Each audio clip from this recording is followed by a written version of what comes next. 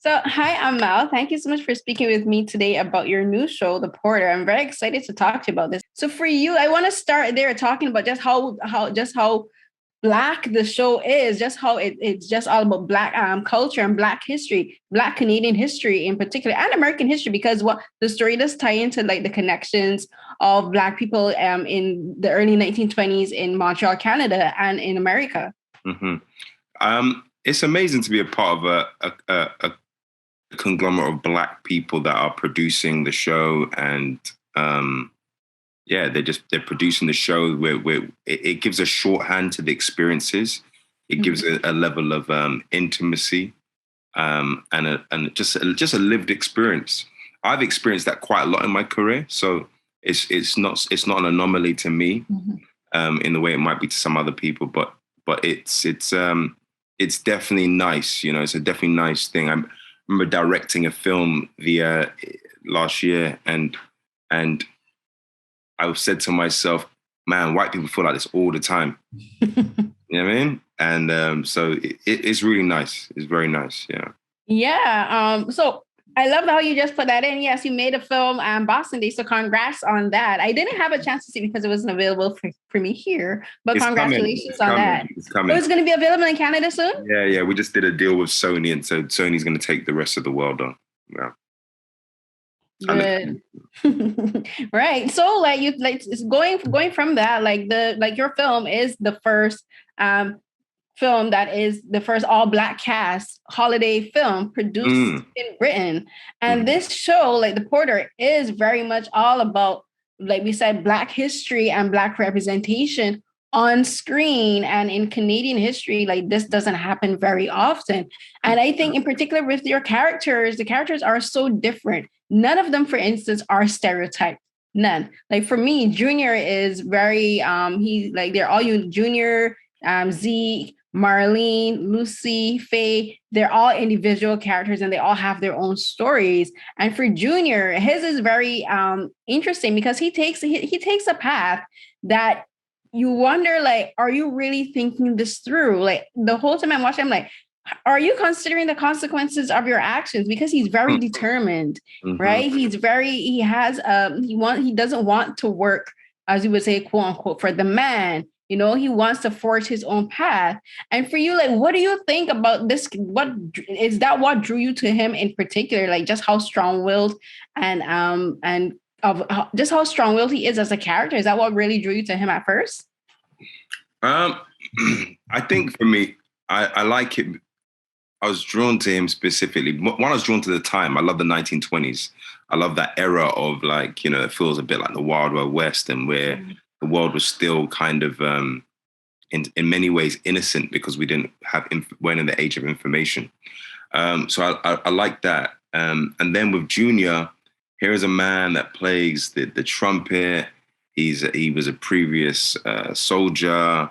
You can tell he's on the path or has an interest in that kind of, you know, hustler gangster world. And so those are the things that kind of drew me to him, just really finding out what it means to be a person in that time and placing myself in that time and wondering what I would have done, you know, in that situation. I think that he's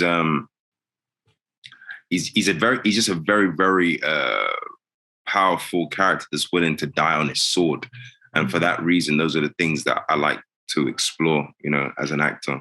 And with him specifically, I think that he's a person that's kind of not long for this world. You know, he's very, very focused on living for the now, getting for his family by any means necessary, and not afraid to, I don't know how far you are in the series, but, you know, he's not afraid to do 2 episodes. We only got 2 episodes. Okay. Yeah. He's not afraid to do some pretty mad stuff to get it. You know?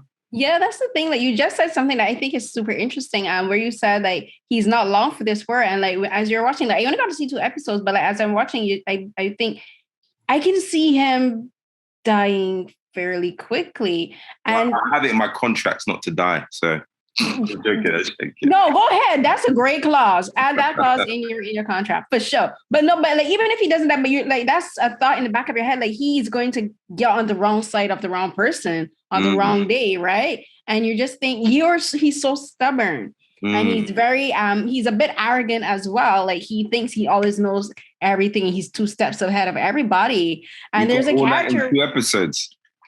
You got all of that in 2 episodes. I got that because like what bits made you feel like he was arrogant and that he's always staying ahead of everyone? And that there is the scenes in particular with the gentleman who runs the railway. He performs deference, but he isn't deferent. Like there's like there's this thing you do really well where it's like there's this hint of like condescension under your performance in these scenes, because it's just like, I'm only doing this literally like, like Marshawn, I said, I'm just here so I don't get fined. It's kind of the same thing. I'm only here because I need to work. Like, but like you, white man, can't like, I will only go so far. I will only do what I need to do to get ahead. Like I can't. You're so invested in the series and the characters that I cannot wait for you to watch the rest of the show, based on the fact that I know what happens. I'm like, yo, she's gonna have a very, very good time with the Junior character because he's, he's disruptive. He is disruptive, and like there's 2 characters in particular that I think are going to be a really interesting challenge for him. One is his friend Zeke, who is his former brothers in arms. Like they served in the war together. They've been through so much, and like they're both porters on the train. And Zeke is taking his path where he's trying to unionize. He wants to do. He wants Black people, Black porters, to be seen and validated and recognized by other unions as being valuable workers. He's like, we matter just as much as you. We have the right to unionize, right? Whereas, and then there's this other character, Queenie, who is a kingpin. She is running things on the show, and like Zeke encroaches on her territory. And he kind of like in his interactions, this is one of the encroaches. Yeah, he encroaches and he just steps on him, just like, you did not check to see whose territory you're on. But even in his interaction, like, I love how she checks him. Right? She says like, who you think you're talking to? You need to recognize the power that's standing in front of you. And it's interesting to have these 2 dynamics for him. Like for you in particular, like what is that playing opposite these 2 particular characters, because they're both serving something that he's not expecting. It's a good question. What is it like playing?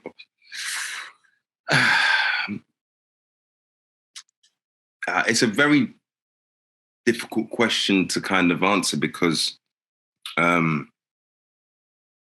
Junior's mind is very particular. And in my opinion, Junior doesn't fear any scenario.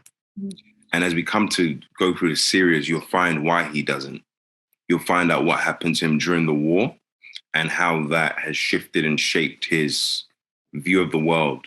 And one of the things that historically is true for a lot of people that were at war were these Black men went to war and became killers, trained killers, and they come back to civilization and they're asked to be submissive. They're asked to pretend that they are not these superhumans, and so Junior is a superhuman, and so is Zeke in many ways in terms of their training. And you'll come to find that Junior has done some things in his past that make him well equipped to handle any situation. Yeah, for sure. War, there's the line that says war makes monsters of men, right? And like the government, they send these men to war, turn them into monsters. And then when they come bring them back, they expect them to revert to who they were before. You can't. It's impossible. Like you're forever changed. And I watched a lot of like films like Deer Hunter and films like that. Deer Hunter with Robert De Niro, Christopher Walken. It's a great film about the pathology and what happens to someone when they return from war. I watched Peaky Blinders because they focus on that quite a bit as well in the 1920s. For me, that was something that's very interesting to me. I always approach a character with their history, So me and you have met today and we're having a conversation, but we all both have histories that will trigger us in delightful or displeasurable ways, And those are the things that we carry with us. So to me, I always work off the back of that. And so knowing Junior, having built him with the showrunners, I think, I'm very sure of where I'm trying not to spoil it for anyone, but I'm sure of where he's going to go. And I think if you look at the poster of the show, you seen the poster of the show? I have seen the poster. Yeah. So if you look at the poster of the show, it's giving you an indication to who he's going to become, because that poster of the show doesn't represent who he is when we first meet him. Mm-hmm. But if you look at the poster of the show, who he's going to become, might be likened to the journeys of Michael in The Godfather and stuff like that. Walter White. He's definitely on the journey of becoming someone that is that Queenie will have to be mindful of, because he's the sort of person that's not afraid to use any tactic of manipulation to win.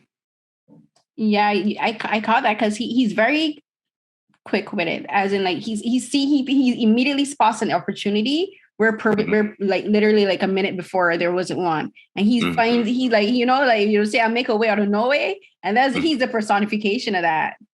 I like that, make a no way out of no way. I like that. Yeah, that's something my mom would say, and like we talked a bit about how. Yeah, like we talked a bit about war turning monsters, turning men into monsters. I want to talk a bit now about his relationship with his wife. This is where we get to see the softer side of Junior. We get to see that he is a family man. He has a wife, he has a son, and his son is the language wouldn't have existed in the 1920s, but today we would say that he's on the autism spectrum, right? And like that's but because we don't have the language, like they're just trying to do the best they can with the knowledge that they have at that time.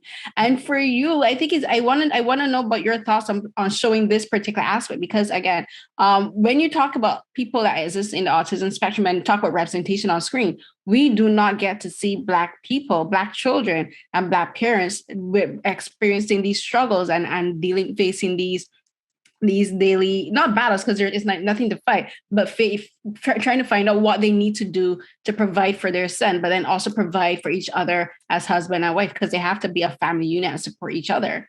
So for you, like, how did you prepare for that? And like, just working through those scenes and preparing for this particular aspect of the story. I think with one of the showrunners, it was particularly important to them because of perhaps some of their experiences with that. I think for me, what it represents to Junior is something very specific to the character.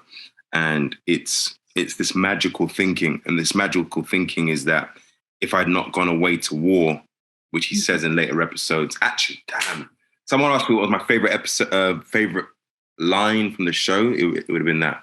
There's a line that comes in the show and he says, if I didn't go away to fight this white man's goddamn war, certain things wouldn't have happened. And so he's got this magical thinking that indeed, if he had not gone to war, perhaps his son wouldn't be like that. If he had not gone to war, perhaps his relationship would be different. If he had not gone to war, Jim, there's all these things, and he blames himself for them because he has this magical thinking of the time and doesn't really understand what is what. And so Teddy represents Junior's hope. He represents the goodness that's left in his spirit. But at the same time, represents his feelings of having made a mistake about going to the war in the first place. So having said that, do you think, like, we know that he's doing everything he is doing to provide for his family, and he's trying to like make a path for his family to have success in the future. But do you think it's that also that Junior's trying to prove something to himself, since he feels such guilt, like he's doing all of this in part because he has to prove that there has to be some good that came out of this? Yeah, I do. I think that there's a lot of that in there, and I think that there's a lot of I think Junior has always been a sort of person that's been a chancer and have been someone that is an adrenaline seeker. And that's part of his mission of going to war. He's one of those people that really is on the spectrum of like thrill seeking. But as it pertains to his lack of providing, he's trying to prove that it was worth it. And what happens there's an incident that happens in the first episode. And when that happens, it takes him, he loses the hope of the system supporting him. I think you remember the moment. in first episode. Yeah. Yeah, that moment was kind of I wasn't expecting it. And then like you can see there's so much of what happens is driving Junior again. Like you talked a bit about the guilt that he feels for having gone to war and like wondering if he hadn't done that, if everything would be different for his family. And then this is another situation where something happens and he wasn't there. And like it's inferred and it's blatantly said like if he had been, it would not have happened. But there is no guarantee that if he had been there, like he would have ended up in that situation himself. Like that could have been him, right? Yeah. And so for Junior, do you think he ever actually realizes?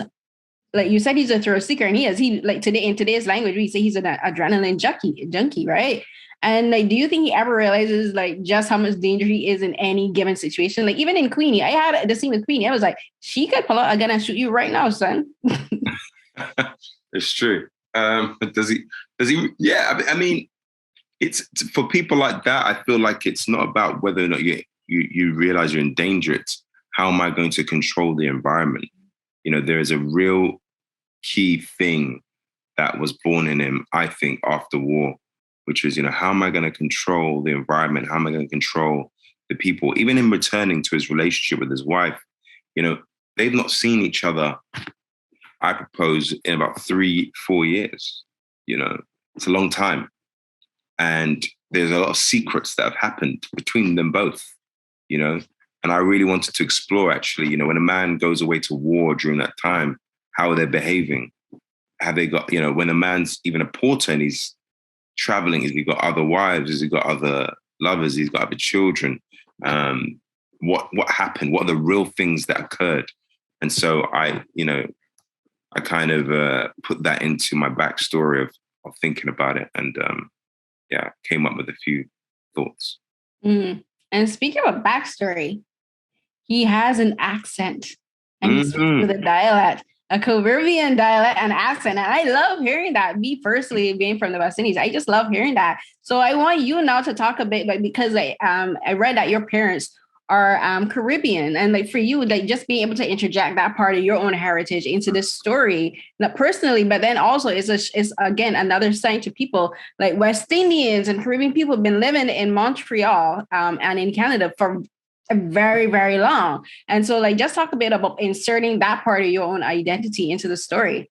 Yeah, I loved it. When I did this movie with Idris Elba called Yardi, and I really got to live in the space as a Jamaican man, and that side of me was really cultivated during that time. And so when this role came about and they said, you know, there's an opportunity to add patois, I said, yeah, I would. But then I took it completely far, you know. So I've gone to a point where when Junior's with Popsy, he is continuously, that's their language, it's their secret conversation.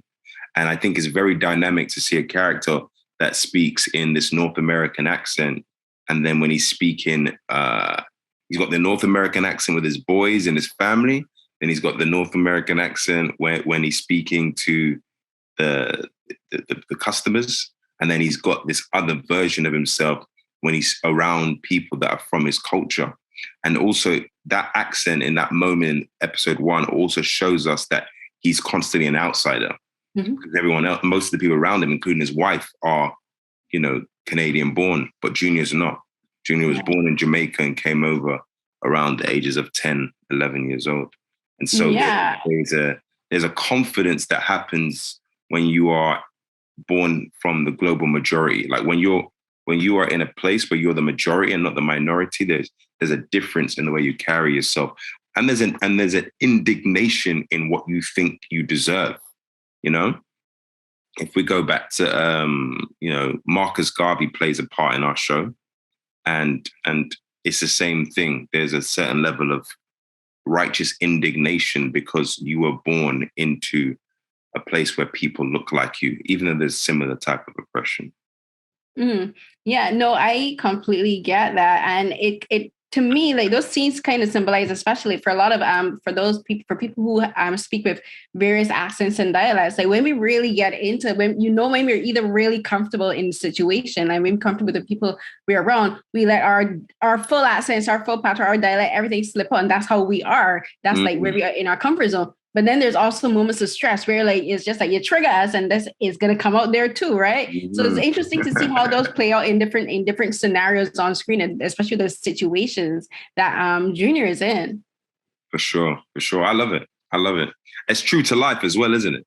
Mm-hmm. It is. It is very true to life. And like I was talking when I did my interview with Lauren, like we talked a bit about how her character Lucy feels like an outsider amongst other Black women because of colorism and her being excluded for that. And like you just talked a bit about Junior, about how Black people can still feel like an outsider even if you're like in the global majority. And for Junior, like you said, like he's surrounded by people who look like him. You know, and who do sound like him when he speaks with like a North American accent. But then like when he does like that, the inflections of his dialect and his patois come through, that's when you realize, oh, he still has so much fitting in to do. And for this character, it's so complex, but thinking about it, like he has to fit in as a person with West Indian heritage. He has to fit in as a man who's coming back from war and is suffering with trauma and possibly PTSD from war. Wow. He's trying to, as a husband, trying to fit in with his family and finding his place again in his family. So for you, like you like this is a really complex character. Like as an actor, like how much fun is that to be able to play a character that has so much facets to them? Junior particularly, like I don't always call acting fun because a lot of it is suffering. So okay, you know, but Junior particularly is quite fun. You know, he's scheming, he's playing music, he's dancing, he's just so full of life. And for me, as an actor and as a person, you know, I have that as well. And so it was great to be able to interpret a character so specifically and also carve out in my head where he goes in the future, you know. So that's really exciting to me. And so as we wrap up, what is something you want audiences to take away about the show Porter and then also about Junior himself? With the show Porter, I think that we're turning a lens to the lives of people that have been forgotten. I think we're turning a lens to the lives of people that contributed to the country in Canada, but also across the border as well. And we're turning the camera towards them no longer being marginalized as like a 30-second act in big movies, and giving them full breadth of life and who they were to their community, and the fact that they were really respected within the community and really loved and adored and contributed so majorly. That's one. And Junior, you know, with a bit of time and opportunity, I hope for him to become the type of character that, you know, you can't take your eyes away from because you just don't know what he's going to do next. And I hope for me as an actor, for him to become one of the great characters that I've played, because he's got a long journey to go on and he's extremely complex. And by the time you get to end of season 1, I think the audience is going to be quite surprised. So he's a man of many, I think many faces and many talents. So yeah, I'll be interested to see the kind of journey he takes. For sure. I can't wait.